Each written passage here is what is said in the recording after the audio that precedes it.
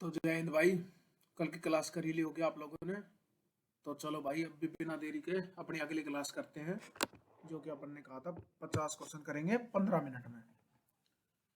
ये देखो भाई कितनी बढ़िया बात लिख रखी है, मैदान में हारा हुआ इंसान फिर से भी जीत सकता है लेकिन मन से हारा हुआ इंसान कभी भी नहीं जीत सकता।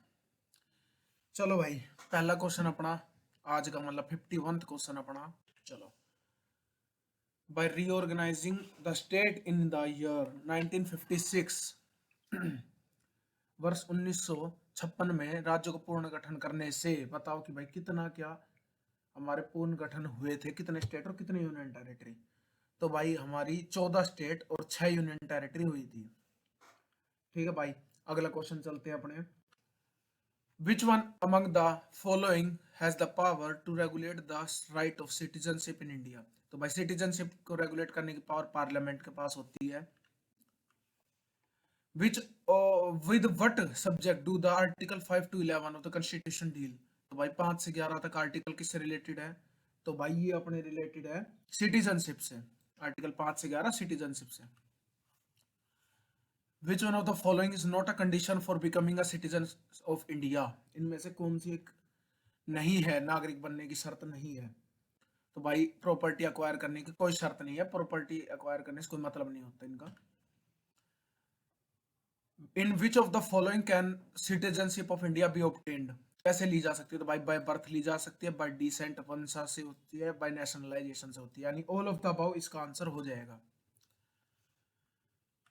भाई आर्टिकल 5 से 11 किससे रिलेटेड है? तो भाई आर्टिकल 5 से 11 आप लोगों के रिलेटेड है सिटीजनशिप से, जो कि अभी आ चुका है पहले भी क्वेश्चन ऊपर, ये एयरफोर्स का आया हुआ क्वेश्चन है।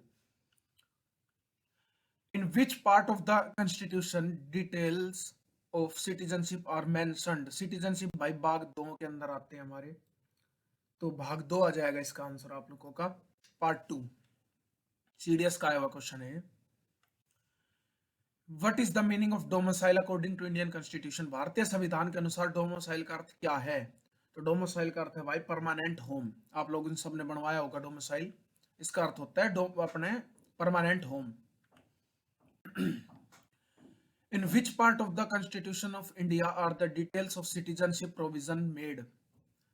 भाई कौन से पार्ट में सिटीजनशिप है? तो अभी आप लोगों को मैं बता चुका था क्वेश्चन पहले भी कि भाग 2 के अंदर सिटीजनशिप है। Who can acquire the Indian citizenship by naturalization? भाई प्राकृतिक कहा गया देशीकरण द्वारा भारतीय नागरिकता कौन प्राप्त कर सकता है? तो ये भाई फॉरेनर्स हमारे कर सकते हैं। एनआरआई तो ये तो होता है इंडियन है, तो ये ओवरसीज इंडियन, ये भी इंडियन ही होते हैं, तो ये तीनों तो मतलब नहीं, फॉरेनर्स कर सकते हैं भाई। सिटीजनशिप एक्ट पास कब हुआ? तो आप लोगों को पता होगा कि 1955 के अंदर सिटीजनशिप एक्ट पास हुआ था। When was the provision of citizenship in India Constitution come into force? तो भाई वो कब आया सिटीजनशिप वाला मतलब सिटीजनशिप का कॉन्स्टिट्यूशन फोर्स में कब हुआ? तो भाई 1949 के अंदर हुआ था। एसएससी में क्वेश्चन आया हुआ है ये कंफ्यूज मत होना, 1949 के अंदर फोर्स में आया था, बट जो करंट हमारा जो सिटीजनशिप है वो 1955 का एक्ट है माना जाता है। ठीक है। Which one of the following features of the citizenship of India is correct? तो क्या करेक्ट है? क्या हम डुअल सिटीजनशिप है? नहीं भाई, सिंगल एक नागरिकता है हमारी। Single citizenship of the state? नहीं भाई, स्टेट का अलग अलग स्टेट के नागरिक थोड़ी है, यूं थोड़ी कह देंगे भाई यूपी वाले तो अलग देश का है, हरियाणा वाले तो अलग देश का है। तो क्या डुअल सिटीजनशिप बता दिया? नहीं, तो सी ऑप्शन आपका सही हो जाएगा, single citizenship for whole India. How many fundamental rights were present at the time of constitution of implementation? जब संविधान लागू हुआ उस समय हमारे पास कितने राइट थे? तो भाई उस टाइम हमारे पास राइट थे अपने 7 राइट थे। अब कितने हैं? अब 6 हैं। कौन सा हटा दिया गया है? राइट टू प्रॉपर्टी हटा दिया गया, उसको लीगल राइट कर दिया गया। कौन से अमेंडमेंट? 44th अमेंडमेंट के थ्रू 1978 के अंदर। 1978 के अंदर मोरारजी देसाई की गवर्नमेंट थी, ये भी आ जाता है आप लोगों का, मैं लिख देता हूं, मोरारजी देसाई की गवर्नमेंट थी, उस टाइम हटा दिया गया था राइट टू प्रॉपर्टी को, पॉलिटिकल राइट से हटाकर लीगल राइट कर दिया गया था। Which one of the following article of the Indian Constitution deal with the right to equality before law? भारतीय संविधान के समक्ष सब समान है, यह किस आर्टिकल के तहत कहा गया है? तो आर्टिकल 14 के तहत कहा गया है आप लोगों का। 15 के अंदर तो है कि किसी भी जातीय धर्म के ऊपर हम वो नहीं करेंगे, उसके अंदर क्या बोलते हैं, डिस्क्रिमिनेशन नहीं करेंगे। 16 के अंदर भाई सबको एम्प्लॉयमेंट में बराबर का अधिकार है, गवर्नमेंट एम्प्लॉयमेंट ये कहते हैं, जो कि एक तरीके से मजाक है क्योंकि कोई एम्प्लॉयमेंट बराबर नहीं है। आर्टिकल 13 के अंदर कहा गया कि कोई भी भाई अगर कोई भी किसी के फंडामेंटल राइट को हनन करता है तो वो और रूल नहीं बन सकता, ये है। तो आर्टिकल 14 आपका आंसर सही हो जाएगा। Which article constitution abolish untouchability? SSC 2019 का वो क्वेश्चन है कि भाई छुआछूत जो था वो किसके अस्पृश्यता किसके तहत हटाया गया है? तो ये आर्टिकल 17 के तहत हटाया गया है। मैग्ना कार्टा किसे कहा जाता है? तो मैग्ना कार्टा भाई अपने थर्ड उसको कहा जाता है, थर्ड पार्ट को, जो कि जिसके अंदर हमारे फंडामेंटल राइट्स आते हैं। क्या आता है? फंडामेंटल राइट्स, उसको कहा जाता है Magna carta of Indian constitution. याद कर लेना, ये क्वेश्चन इंपॉर्टेंट है और ये मैं यहीं लिख देता हूँ। लो, ये कहीं ना कहीं आपके अभी आने वाले एग्जाम्स के अंदर दिखा दूंगा मैं, ठीक है। चलो अगला question. But definition of state is given in which article? Definition article state की डेफिनेशन 13 के अंदर दी गई है, वो सॉरी 12 के अंदर दी गई है। 13 के अंदर आप लोगों के फंडामेंटल राइट के खिलाफ जो भी रूल है वो नहीं लागू हो सकता। 14 के अंदर सब समान है, वो ये जाते हैं उसके ऊपर भेदभाव नहीं किया जा सकता। तो आर्टिकल 12 आंसर आपका सही है। Which of these following is not included as a fundamental right in Indian Constitution? तो भाई ये right to freedom of speech है, right to equality before law article 14 में है, ये आर्टिकल कॉन्स्टिट्यूशन रेमेडीज आर्टिकल 32 के अंदर है। ये right to equal wages of equal work, ये आपका गलत है, ये फंडामेंटल राइट नहीं है। सीजन 2002 का क्वेश्चन है।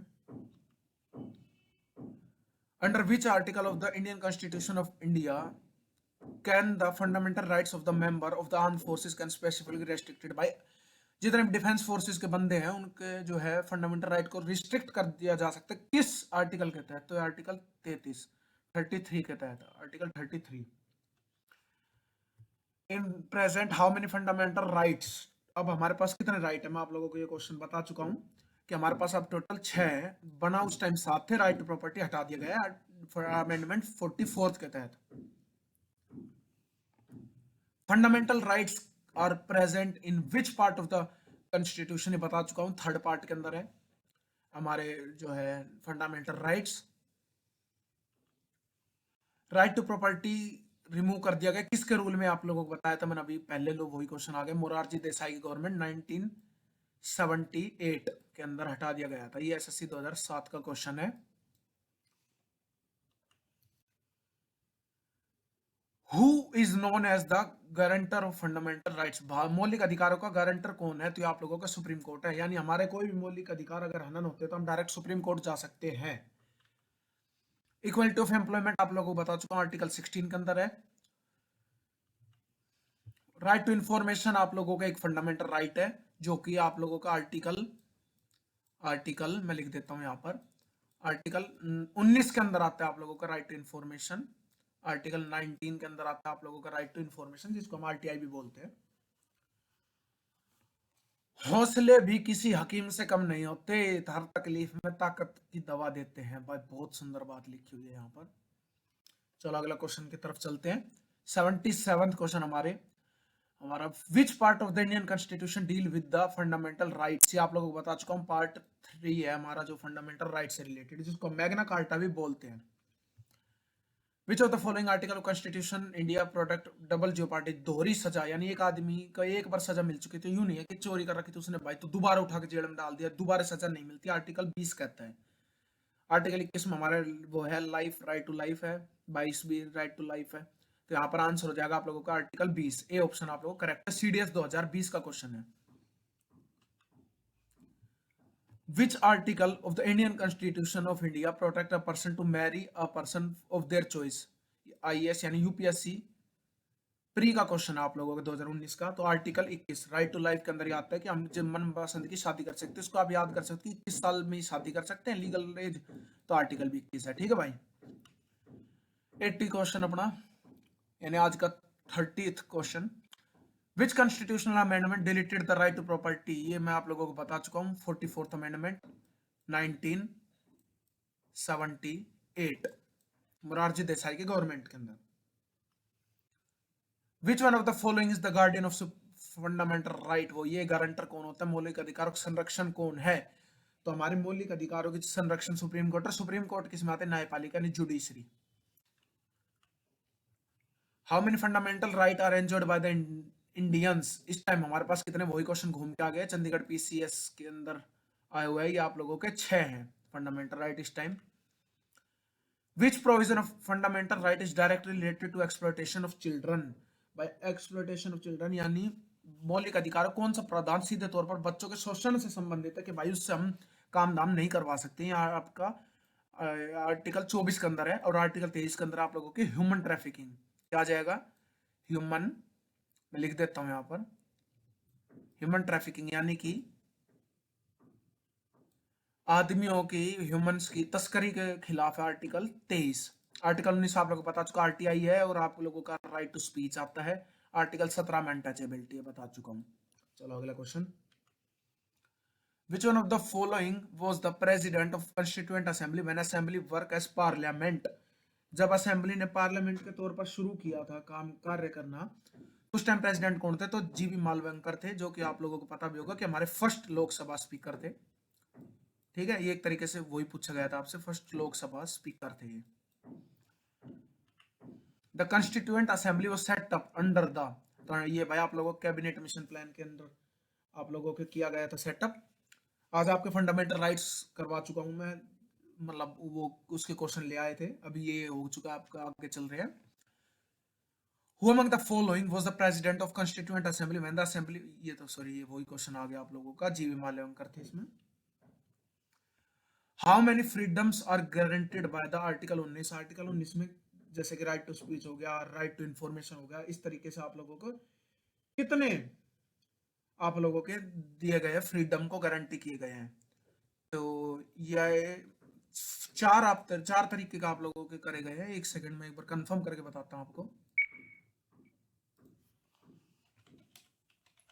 यहाँ पे ना 4 नहीं आएगा, यहाँ पे 6 आएगा। 6 तरीके का हमको जो है फ्रीडम गारंटी किए गए हैं आर्टिकल 19 के तहत। कितने, 6 तरीके का। Which amendment act right to education was added, तो राइट टू एजुकेशन भाई 86th अमेंडमेंट 2002 में किया गया था। ठीक है, 86th अमेंडमेंट 2002 के अंदर राइट टू एजुकेशन किया गया था कि भाई 6 साल से 14 साल तक के बच्चों को एजुकेशन मिलनी चाहिए। The constituent assembly was set up under the, तो ये आप लोगों को आ चुका, दोबारा वही क्वेश्चन आ गया, कैबिनेट मिशन प्लान 1946 पहली बैठक 9 दिसंबर। Which of the following article of Indian constitution guarantee freedom to press, वही आप लोगों को बोलने का अधिकार, तो आर्टिकल 19 के अंदर आ जाता है आप लोगों का। At present the constitution of India right to property is, अब ये हमारी क्या है, ये लीगल राइट है। पहले हमारे फंडामेंटल राइट थे, इसको हटा दिया गया है, अब लीगल राइट है हमारा। In the Indian constitution right to equality is granted by 5 article, they are, भाई भारतीय संविधान समानता के कौन कौन से अधिकार के अंदर कौन कौन से आर्टिकल आते हैं उसके अंदर, ये क्वेश्चन पूछना चाह रहे थे। आर्टिकल 14 से 18 तक आता है हमारा। ये जैसे 14 के अंदर आप लोगों का जाता है कि भाई right equal to before law, 15 के अंदर कि सब बराबर है, किसी जात धर्म के ऊपर वो नहीं करेंगे, डिस्क्रिमिनेट नहीं करेंगे। आर्टिकल 16 कहते हैं भाई सबको बराबर अधिकार है उसके अंदर नौकरियों के अंदर। 17 में अनटचेबिलिटी, 18 में एबोलिशन ऑफ टाइटल्स। ये आप लोगों को यूपीएससी का क्वेश्चन था। Which article of the constitution deal with martial law, तो मार्शल लॉ से डील करता है आप लोगों का आर्टिकल 34, आर्टिकल 34 मार्शल लॉ, और सस्पेंड किया जा सकता है उनका डिफेंस वालों का फंडामेंटल है वो article 33। A writ issued to determine the release of someone illegal detained, अगर किसी को अवैध रूप से हवालात यानी कि रोक रखा है, वो कहीं भी हो, सर गैर कानूनी कानूनी तरीके कैसे भी, तो वो कौन सा रिट बचाता है हमारा, तो ये बचाता है हैबियस कॉर्पस। हमारे 5 तरीके के टोटल रिट होते हैं। हाई कोर्ट जारी करता है आर्टिकल 226 के अंडर रिट, और हमारा सुप्रीम कोर्ट जारी करता है 32 के अंदर, मैं लिख देता हूं। हाई कोर्ट जारी करता है आर्टिकल 226 के अंदर रिट, और सुप्रीम कोर्ट जारी करता है आर्टिकल 32 के अंदर रिट जारी करता है। 95th क्वेश्चन हमारा, which one of the following has the power to make the laws related to fundamental rights, fundamental right से रिलेटेड हमारे कोई भी लॉ बनाने का किसके पास शक्ति है, तो हमारी पार्लियामेंट के पास शक्ति है ये। ये लो वही क्वेश्चन आ चुका। हाई कोर्ट इशू रिट कब कर, कौन से आर्टिकल तहत करते हैं? तो आर्टिकल 226, यहाँ पर सॉरी एक्स ग्रुप नहीं, यहाँ पर वाई ग्रुप था, आर्टिकल 226 के तहत। राइट टू एजुकेशन, इसके अंदर कौन सी इसमें से बात सही है? तो क्या ये आर्टिकल 21A है? बिल्कुल सही बात है। क्या प्रोवाइडेड एट 6th अमेंडमेंट बताई थी 2002, बिल्कुल सही है। इट इज प्रोवाइडेड 6 से 14 साल के बच्चों को, ये भी सही। तो यानी कौन सा answer all of the above आप लोगों का सही आंसर हो जाएगा।